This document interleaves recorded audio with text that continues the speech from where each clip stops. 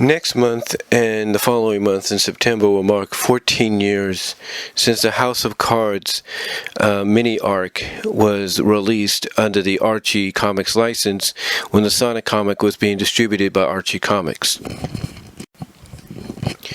Now, the reason I want to talk about it is, well, it's one of those situations that kind of ties in somewhat to what I talked about in a previous video several days ago.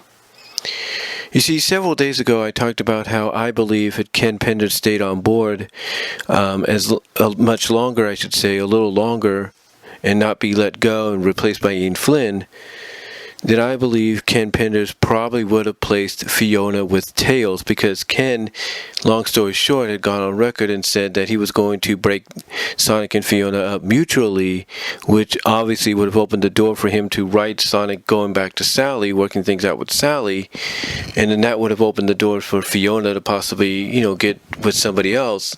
And my honest opinion, based on his track record with putting Tails with Mina in the future for 25 years later, as well as in the present, have him be hit on, flirted with, and pretty much the occasional boyfriend of down under us freedom fighter Barbara Koala.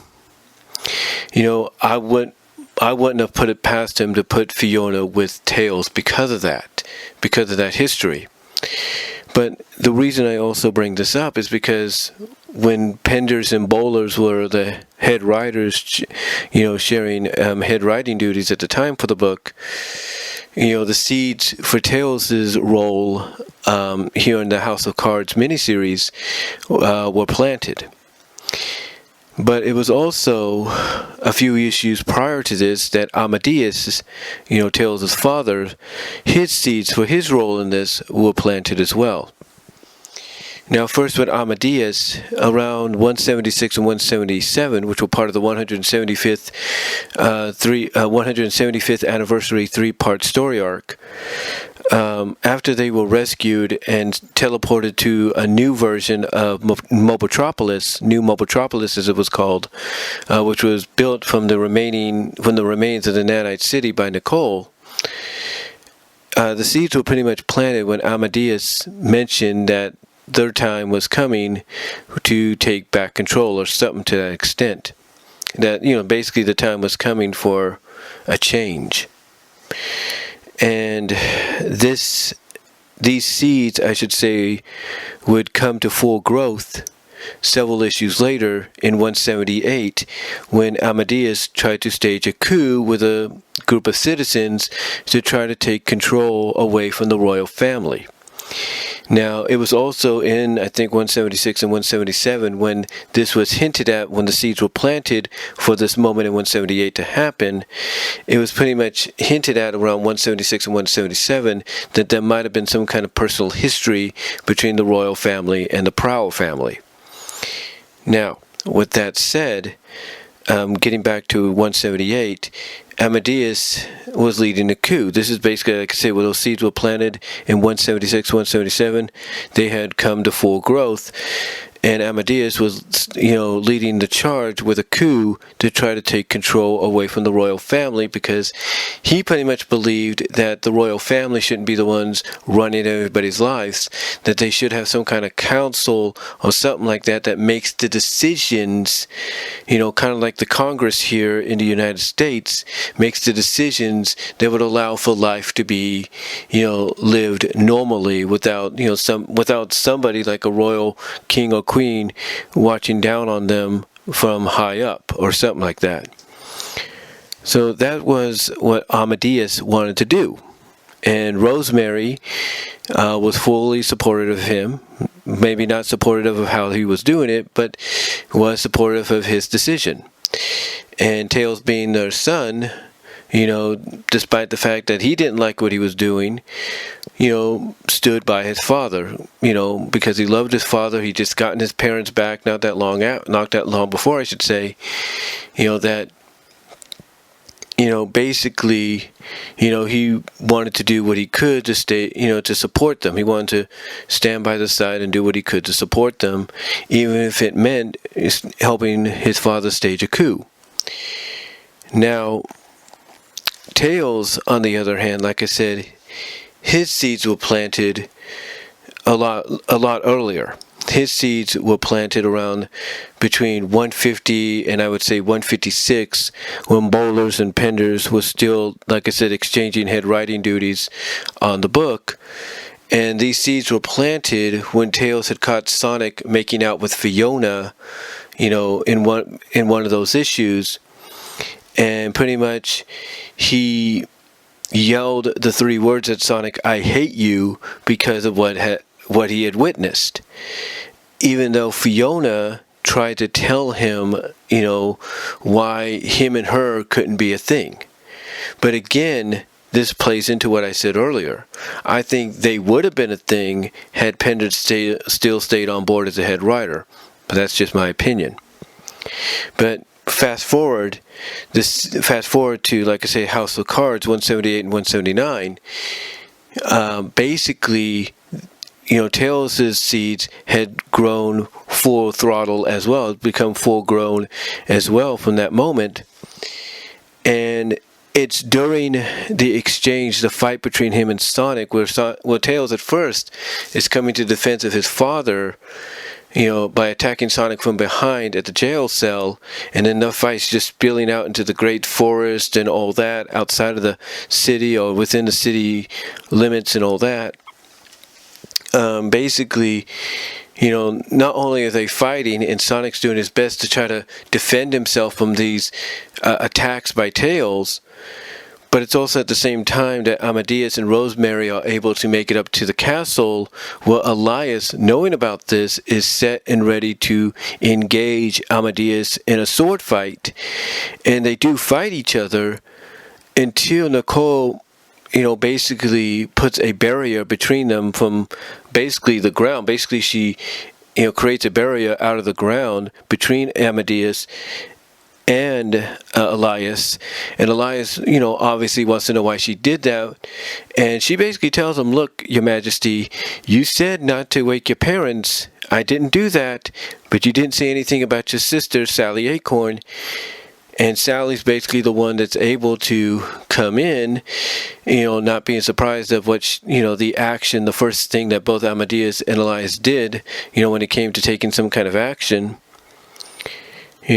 She comes in and basically she is essentially the voice of reason. She's able to talk them into some kind of agreement, basically some kind of, idea, some kind of settlement that would work in the favor of both sides, that is. And at the same time this is happening, like I said, Tails and Sonic are fighting, well, at least Tails is doing most of the fighting while Sonic's trying to defend himself. And it's during this that Sonic mentions to Tails that, says to Tails, "Hey, you're taking everything I helped you with and taught you, and you're throwing it away." And it was basically right there when Sonic said, "Hey, you're taking everything I've helped you with and taught you, and you're skewing it, you're throwing it away." It's that moment right there where Tails finally lets it be known what this is really all about, with all this anger that he's unleashing on Sonic, out of nowhere, probably more viciously than Sonic could have expected. He finally lets him know where it's all coming from, and it's basically all coming up to the surface. It's all finally just boiled up to the surface because he's still upset at the fact that Sonic had dated Fiona. Yeah.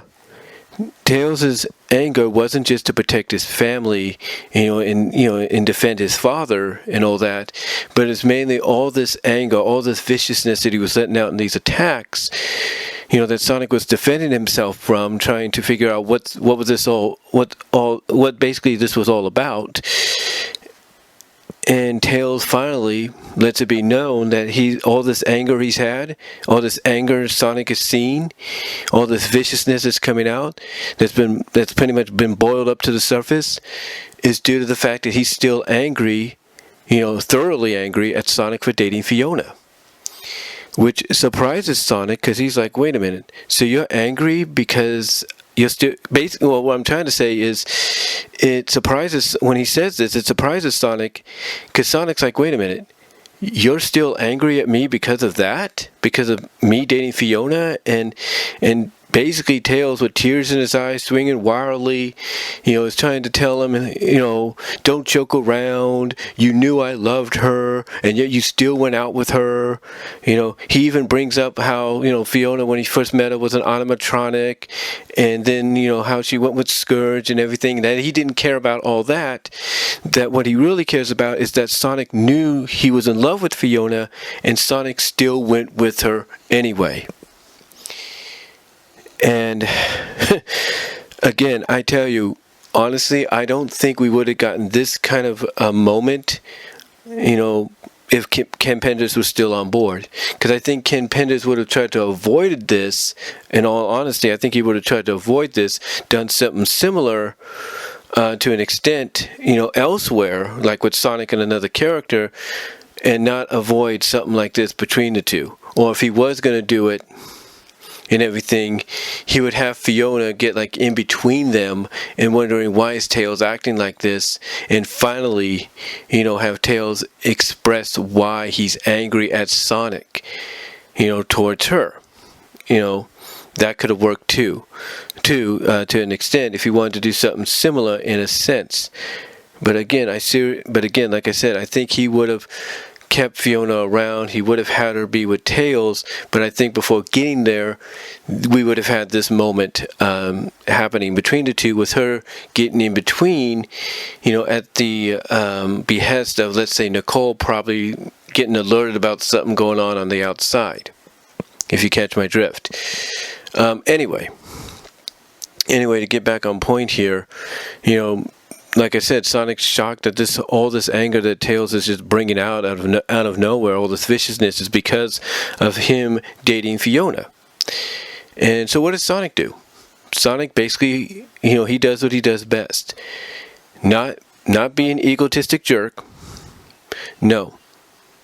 Sonic basically humbles himself. He humbles himself. He says, okay, man, if that's how you feel, go ahead. Go ahead and beat me up. Go ahead. Beat the crap out of me, send me to the hospital, stuff like that. And when Tails thinks he's trying to trick him, Sonic finally just explains, look, I'm not joking, man. I'm not joking. You wanna hurt me? You wanna take all that anger out of me? Go ahead. I'm letting you have the free shots. And then he goes on to explain that the reason he went with Fiona was because he knew Tails liked her, but he also knew that if he went with her, he would hope that would allow Tails to get over Fiona. But he also did it as well because he was still kind of getting over breaking things off with Sally, which at this time, Ian Flynn, I'll give him credit, was basically building up to fix eventually down the line. But yeah, Sonic basically humbled himself. He explained his reasonings. He apologized for it, and Tails accepted. Tails kind of finally calmed down and accepted the apology and explained that, he'll still want to talk things out, and the rest is history. And at the end of the story, they were able to get to the castle in time, not to stop a fight, but to witness an agreement that had been made between the two sides. That now there would be a council in which Elias would be part of, and that any decision the council would make unanimously, Elias would give the final verdict on, or at least he would put down a gavel and make official. So, yeah, you can kind of tell, how House of Cards is looked at as one of the more, like I said, mixed anticipated, mixed received, mixed reaction stories in the comics history, even if it's for 2 issues. But the reason it was one of the more, like I said, more anticipated ones, excuse me there, but like I said, the reason it was one of the more anticipated ones, as convoluted, well, not as convoluted, but as kind of controversial maybe, but more mixed anticipation, mixed reaction, mixed received that it was, the reason it was all that is mainly mainly for the fact that a lot of its seeds, or one of its seeds, mostly Tails, was planted way before Ian Flynn came on board, and the Amadeus one was planted a couple of issues before this, where it was pretty much indicated, like I said, that there was some kind of history between both sides. But I will say this, House of Cards I think is pretty good. I think it's good. You know, it's nice to see this character development come out between both characters, or between all these characters. You know, I like the fact that we do get an occasional, and I know it's a crazy trope that gets used a lot, but I like the fact, that, you know, we get these kind of versus matches between two best friends, or two, you know, equal compadres in any kind of story, because, you know, you always want to see who's going to come out on top. I mean, how many times, depending on the incarnations, how many times do people want to look forward to a Raphael and Leonardo fight? A lot, because they want to see whether or not one interpretation is going to go one way or another. So, you know, to see Tails against Sonic, not by mind control, but, you know, straight up themselves, but on an emotional level, I thought made the story good. I really did.